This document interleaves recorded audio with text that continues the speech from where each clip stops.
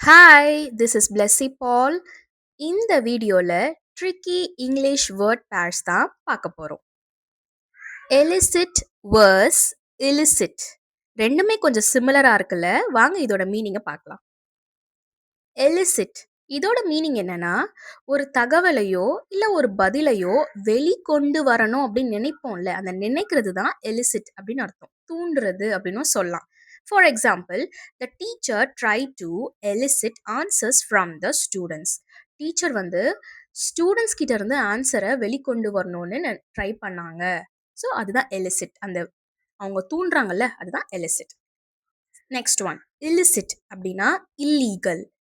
For example, she sold illicit goods.